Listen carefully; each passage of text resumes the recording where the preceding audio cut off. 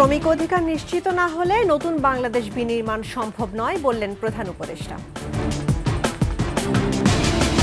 নয়াপল্টনে শ্রমিক দলের সমাবেশ, শ্রমিকদের অধিকার নিশ্চিতের আহ্বান। এবার পাকিস্তানের জন্য আকাশসীমা বন্ধ করল ভারত, দিল্লি ইসলামাবাদের সঙ্গে ওয়াশিংটনের ফোন আলাপ।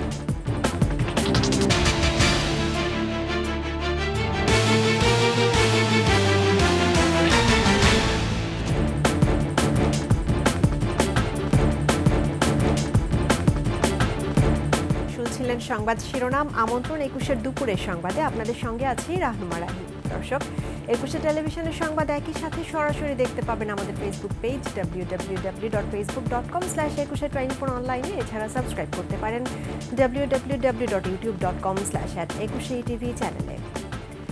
শ্রম সংস্কার কমিশনের রিপোর্ট বাস্তবায়নের মাধ্যমে শ্রমিকের অধিকার নিশ্চিত করা হবে বলে জানিয়েছেন প্রধান উপদেষ্টা ডক্টর মোহাম্মদ ইউনূস। রাজধানী চিনমৈত্রী আন্তর্জাতিক সম্মেলন কেন্দ্রে মহান মে দিবসের অনুষ্ঠানে তিনি বলেন, কমিশনের রিপোর্ট বাস্তবায়ন না হলে নতুন বাংলাদেশের প্রতিশ্রুতি বাস্তবায়ন হবে না। মেহেদী হাসানের রিপোর্ট। মোহাম্মদ শরীকুল ইসলাম। প্রতি বছরের ধারাবাহিকতায় এবারও পালিত হচ্ছে মহান মে দিবস। তবে প্রধান উপদেষ্টা বলেন, এবারের মে দিবস অন্য যে কোনো বারের চেয়ে ভিন্ন, কারণ এটি জুলাই বিপ্লব পরবর্তী মে দিবস। জুলাই বিপ্লব নতুন বাংলাদেশের প্রতিশ্রুতি দিয়েছে, আর সেই নতুন বাংলাদেশ বাস্তবায়ন করতে হলে সবার আগে শ্রমিকের অধিকার নিশ্চিত করতে হবে।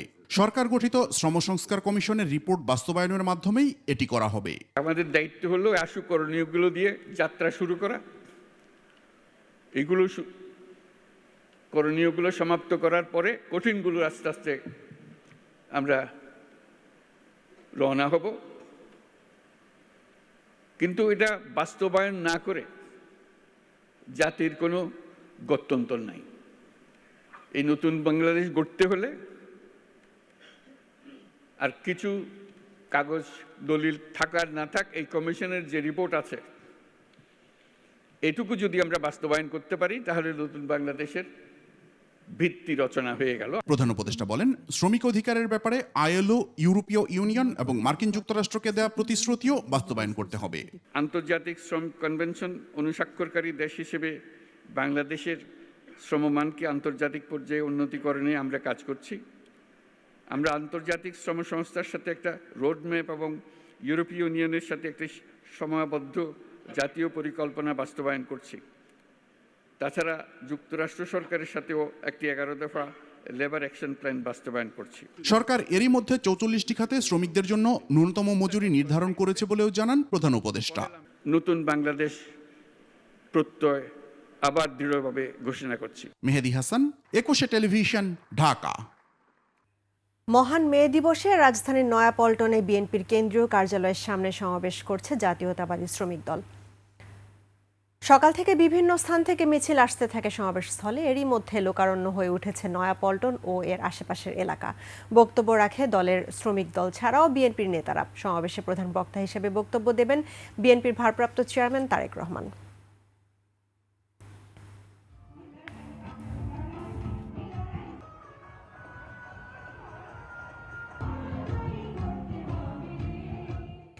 দর্শক, এই মুহূর্তে নয়াপল্টনে আছেন আমাদের সহকর্মী মাহিলা ইসলাম, সরাসরি যুক্ত হচ্ছে তার সাথে। মাহিলা, কেমন দেখছেন শ্রমিক দলের সমাবেশ? মাহিলা, ধন্যবাদ রাহি আপনাকে। আপনারা দেখতে পাচ্ছি সকাল 10টা থেকে আসলে এই সমাবেশের আয়োজন করা হয়েছে। বেলা দুটোয় হচ্ছে আনুষ্ঠানিক অনুষ্ঠিত করার কথা থাকলেও সকাল 10টার পর থেকেই আসলে নয়াপল্টন কানায় কানায় ভরে গেছে শ্রমিক দলের বিভিন্ন দলের নেতাকর্মীদের। আসলে এটাই হচ্ছে বিএনপির মাঠ পর্যায়ে প্রথম 19 সমাবেশ, যেটা এত সফলভাবে বিএনপি করতে পারছে। বিগত 17 বছর পর আজ শ্রমিক দলের জাহাঙ্গীর সাহেব, আপনি প্লাস্টিকের 100 চেয়ার মঞ্চে পড়ে দেন।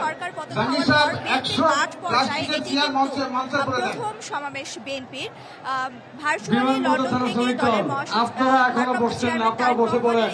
তেজগাঁও থানা শ্রমিক দল বসে পড়েন। আপনাদেরকে বারবার অনুরোধ করা সত্ত্বেও আপনারা বসছেন না।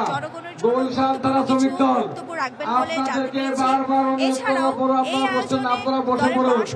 আমি আবারও বলছি, আপনারা ঢাকা উপস্থিত মহানগর থাকবেন। উত্তরের অন্তর্গত যে আপনি কটি যদি থানা দেখেন, কমিটি আছে, দেখবেন নয়াপল্টনের পুরো আপনারা এলাকা যদি কিন্তু কানায় কানায় এই পূর্ণ হয়ে প্রোগ্রাম গেছে বসে শ্রমিকদের থেকে বিভিন্ন শেষ না করে সংগঠনের যান, ব্যানারে আমরা এবং আপনাদের বিরুদ্ধে লোকের। আইনের ব্যবস্থা নেব। বিএনপি মনে করছে তাদের এই অনুষ্ঠান যদি সফল হয় তাহলে এর মধ্য দিয়েই বাংলাদেশ এবং জাতির উদ্দেশ্যে নির্বাচন এবং দেশের ভবিষ্যৎ নিয়ে কথা বলবেন দলের ভারপ্রাপ্ত চেয়ারম্যান তারেক রহমান।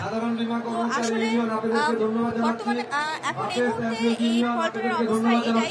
রোহি আমার কাছে দেখতে পাচ্ছেন। ট্যাক্সিক্যাব আপনারা রোহি। নোবেল আপনারা বসে যান। ধন্যবাদ। বিসমিল্লাহির রহমানির রহিম।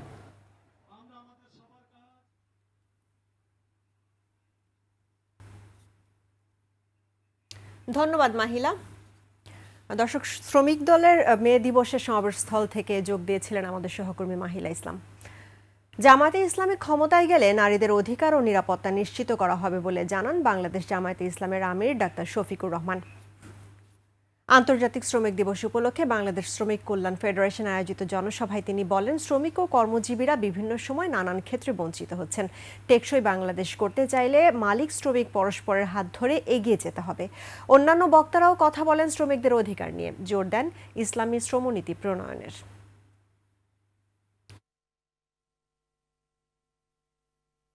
প্রতিপক্ষ আমাদের বিরুদ্ধে অপবাদ ছড়ায়, জামাতে ইসলামী ক্ষমতায় গেলে মহিলাদের আর কোনো কাজ করতে দিবে না, ঘর থেকে বের হতে দেবে না।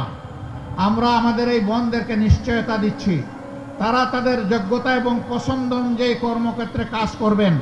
এখন তাদের কোনো সম্মান নাই, তাদের কোনো মর্যাদা নাই এবং তাদের কোনো নিরাপত্তা নাই।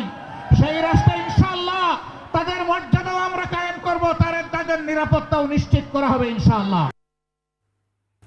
এদিকে র্যালি, শোভাযাত্রা, সভা সমাবেশ, মানববন্ধন ও সাংস্কৃতিক অনুষ্ঠানে দেশ জুড়ে পালিত হচ্ছে মহান মে দিবস। চট্টগ্রাম নগরীর কাজীর দেউরি এলাকা থেকে র্যালি বের করে বাংলাদেশ ট্রেড ইউনিয়ন কেন্দ্র। যোগ দেন চা শ্রমিক সহ বিভিন্ন বেসরকারি প্রতিষ্ঠানের শ্রমিকরা।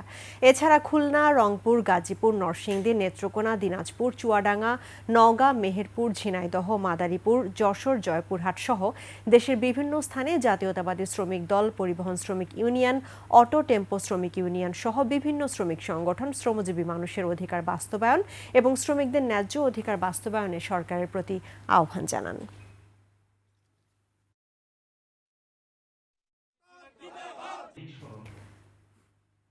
মে দিবসেও থেমে নেই মুটে মজুরদের কাজ। নুন আনতে পান্তা ফুরোনো সংসারে কাজ বন্ধ মানে কামাই বন্ধ।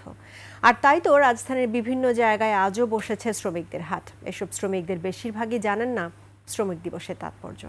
তাদের কাছে দিবস নয়, কাজ করে পরিবারের মুখে খাবার তুলে দেওয়াটাই মুখ্য। বিস্তারিত সিরাত আল মুস্তাকিমের রিপোর্টে। চাতক পাখির মতো চেয়ে আছে এই মুটে মজুররা, অপেক্ষা কখন কাজের জন্য কেউ নিয়ে যাবে। আজকে মহান মে দিবস। 1886 সালের এই দিনে রক্ত দিয়ে অধিকার আদায় করেছিল শ্রমিকরা। আজ বাংলাদেশের সকল সরকারি বেসরকারি প্রতিষ্ঠান বন্ধ থাকলেও বন্ধ নেই শ্রমিকদের জীবন সংগ্রাম।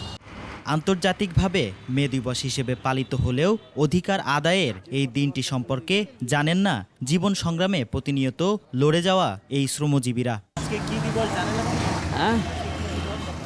না, একদিন কাজ না হলে সংসার চালাতে কষ্ট, অনেক কষ্ট। আজকে কি দিবস এটা জানেন? আপনি জানেন কিনা? কাজ না করলে তো আমরা তো খাইতে পারতে আছি না, আমরা তো চলতে পারতে আছি না, যে বাজার ঘাটে যে অবস্থা। অনেকেই জানেন না মে দিবসের তাৎপর্য। কর্মঘণ্টা বা ন্যূনতম মজুরির প্রশ্নও নেই। ছুটি তাদের কাছে অনেকটাই বোঝা। কাজ না পেলে পেটে ভাত জুটবে কি করে? সবাই বন্ধ, তারপর আমরা চলতেই বোঝা না, চলবে কিভাবে? একদিন কাজ করলে 2 দিন 3 দিন 4 দিন কাম থাকে না। ও মানে ওই টাকা নিজের চলে, নিজের পেটটা চলতে পারি, পরিবারে দিতে পারি না। এখন 7টায় আই, 9টায় থাকতে যাই, পেটের অভাব আইছি। বয়সের ভারে নুয়ে পড়া অনেক মজুর সবসময় কাজ পান না। বেশিরভাগ দিন ঘরে ফিরতে হয় খালি হাতেই। বড় বড় লোক অফিসেতে কয় মুরব্বী মানুষ কাম পারে না, মুরব্বী আনিস না। মুরব্বীরা কি না খায় থাকবো? কাম কাজ ঠিকই আছে, আমাকে নাই না, না নিন্দা করে। আমার গায়ে বল নাই, কাটতে পারবো না, শক্তি নাই, অমুক সমুক নানান কথা কয়। আজও বিশ্বের অনেক প্রান্তেই 8 ঘন্টা কাজের দাবির স্বীকৃতি কাগজে ব্যাপার হয়েই রয়ে গেছে।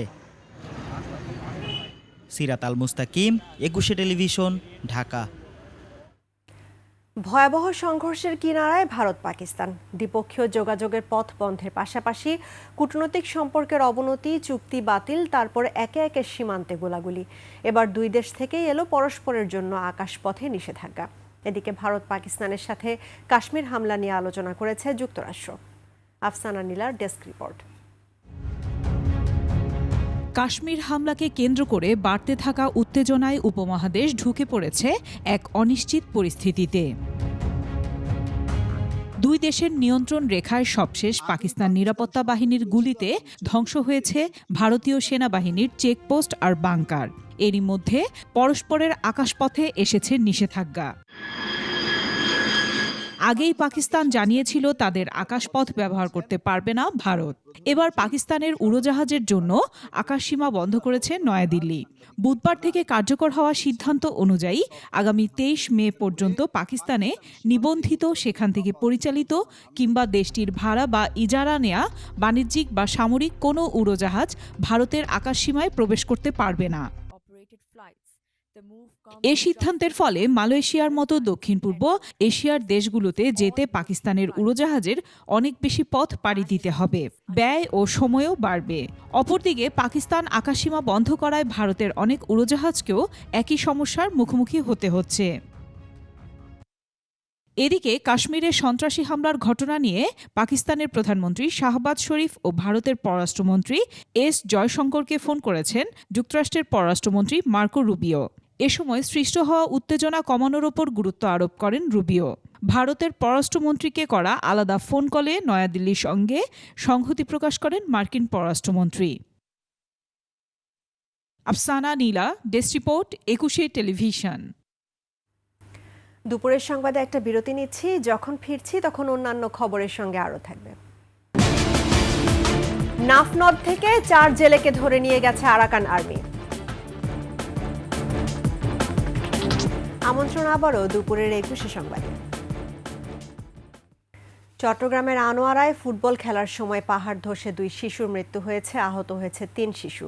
উপজেলার বৈরাগ ইউনিয়নের কেপিজেড পাহাড়ে এই দুর্ঘটনা ঘটে। স্থানীয়রা জানায়, সকালে কেপিজেড পাহাড়ের একটি মাঠে বন্ধুরা মিলে ফুটবল খেলার সময় পাহাড় ধসে পড়ে, এতে অন্তত 5 শিশু আহত হয়।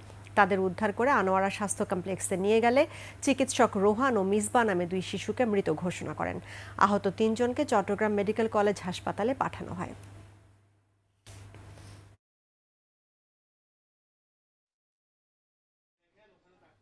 কক্সবাজারের টেকনাফে নাফ নদী থেকে 4 জেলেকে ধরে নিয়ে গেছে মিয়ানমারের সশস্ত্র গোষ্ঠী আরাকান আর্মি। সকালে টেকনাফের দমদমিয়ার কাছে লালদ্বীপ নাফ নদীতে এই ঘটনা ঘটে। অপহৃত জেলেরা হলেন আরাফাতুল্লাহ, আনিসুল্লাহ, মোহাম্মদ জাবের ও আনোয়ার সাদেক। তারা সবাই টেকনাফের জাদিমুরা 27 নম্বর ক্যাম্পের বাসিন্দা। স্থানীয়রা জানায়, প্রতিদিনের মতো ড্রামের ভেলা দিয়ে টেকনাফের দমদমিয়া এলাকায় নদীতে মাছ শিকারে যায় জেলেরা। এই সময় মিয়ানমার থেকে এসে আরাকান আর্মির সদস্যরা অস্ত্রের মুখে জিম্মি করে নৌকা সহ তাদের ধরে নিয়ে যায়। তবে বেশ কয়েকজন জেলে পালিয়ে আসতে সক্ষম হয়।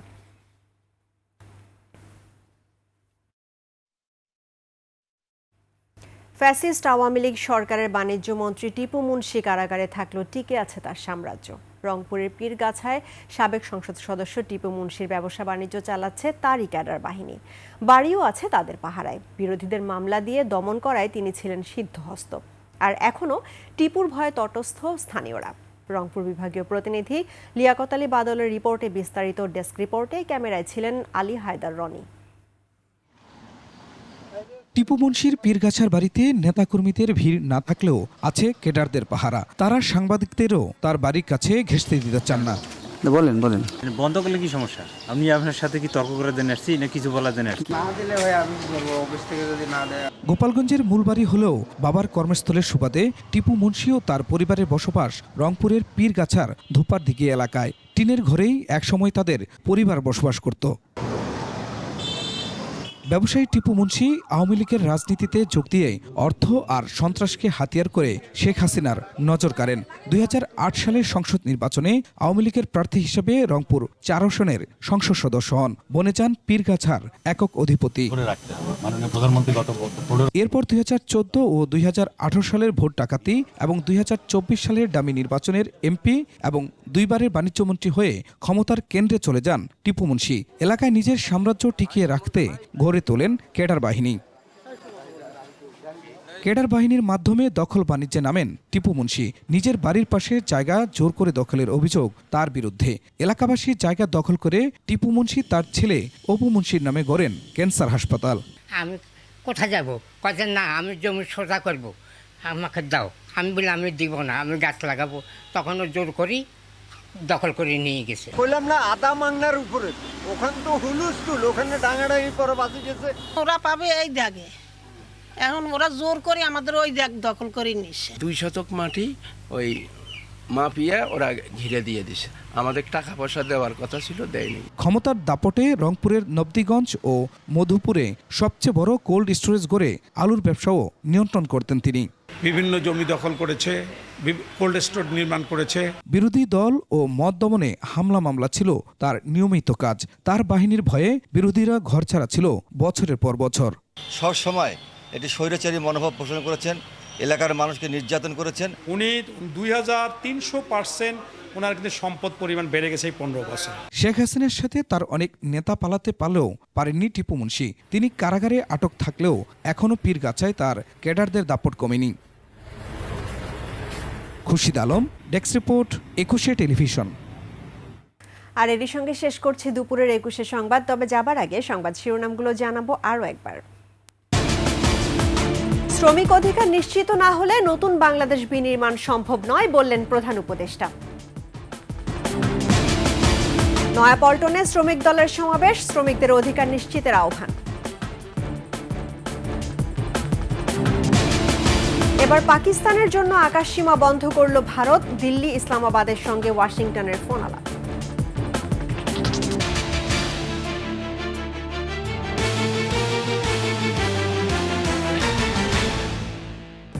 দর্শক, 21 সর্বশেষ খবর জানতে ডায়াল করুন 2021 নম্বরে, আর ভিজিট করুন 21-tv.com এই ওয়েবসাইটে। ফেসবুকে ভিজিট করতে পারেন www.facebook.com/2124 অনলাইনে। এছাড়া সাবস্ক্রাইব করতে পারেন www.youtube.com/@21etv চ্যানেলে। এতক্ষণ সঙ্গে থাকার জন্য ধন্যবাদ। আমাদের পরবর্তী সংবাদ আয়োজন বিকেল 5টায় দেখার আমন্ত্রণ রইল। 21-এর সঙ্গেই থাকুন।